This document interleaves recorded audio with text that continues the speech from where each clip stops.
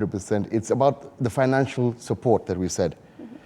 When we do get a discovery in Kenya, local firms do find discoveries, then hopefully by then we'll have sophisticated markets like stock exchange that the local company can go and raise money from, and a local company can take that mineral to its fruition. It's about the financial capability, and if you have the financial capability, then you can also bring in the right technology and the right partners from who have done it internationally to partner with you on a local company to allow the local company to still do that. So it's about the financial capability. And if we get the support from local banks, local financial institutions, I don't see why local companies cannot be driving this from Kenya. So Vishal, you believe that we have the capacity, it is the finances that is holding us back? It's the finances, one thing, and once you start getting more involved in the mining sector in Kenya, we will now to start developing the skill sets. We need additional geologists. If we're going to start developing laboratories around the country, as the PS said yesterday, then we need to develop technicians who are qualified to run those laboratories. So over time, Kenya will be able to do everything in-house. At the beginning, we will need guidance, I believe. And you look at a lot of countries like Indonesia is a good example. 45 years ago, 50 years ago, they just opened up their mining sector, and it grew their GDP considerably from, I think it was $10, $11 billion 50 years ago. And today, the GDP of Indonesia is $1.2 trillion. And it's at the beginning, they didn't have the capabilities and the skill sets.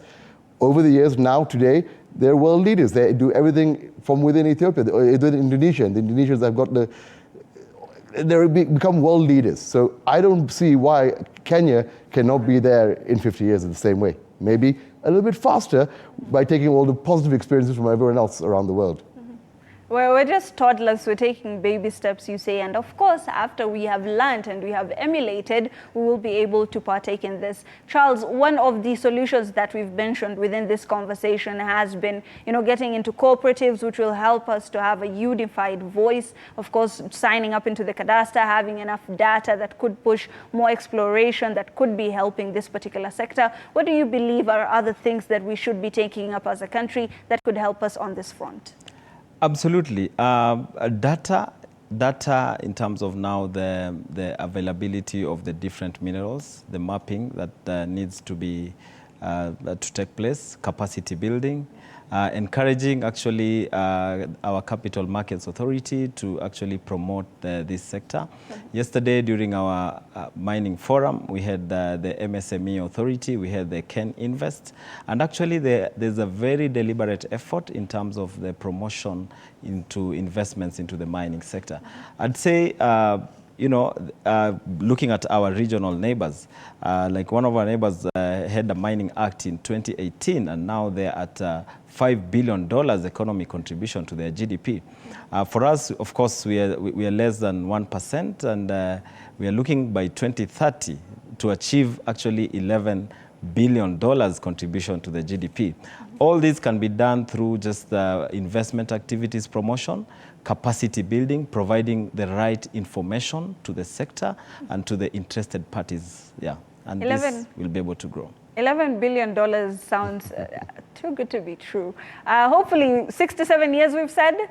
We're going to be hitting such numbers. Hopefully, I'll just keep it on you, Charles, a little bit here. Maybe when it comes to this particular, exploration, we need a lot of research and development. You've talked about stakeholder engagement. There's, of course, Msea, who was also there, Can Invest, who are there. When it comes to training, a lot of the institutions of higher learning do not really concentrate on mining and exploration and geology. Do you believe that there should be a change when it comes to our learning as well? Okay, currently in terms of our institutions of higher learning, we have 8 institutions offering mining engineering courses, mining processing. Of course, geology has been a subject that has been taught in all our universities for a long time, and actually it is now coming in handy. So in terms of the skills development, we are at a good place as we speak. And of course, going down to the TVETs, we need those skills. We need the technicians. We need the laboratory technologists. We need the process engineers who are coming out of those institutions. So we expect that mining is going to contribute significantly in terms of employment creation as well in this country.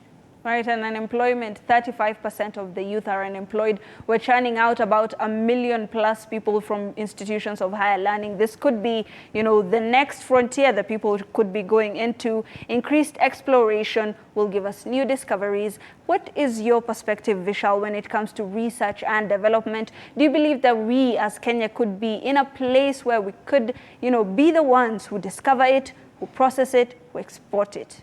Absolutely. You know, if you look at where Kenya is based geologically, we're in the Rift Valley, and everything started off in the Rift Valley. So there's a lot of activity going on under the ground in Kenya, and of course in our neighboring countries. There are a lot in our neighbors have already been discovered.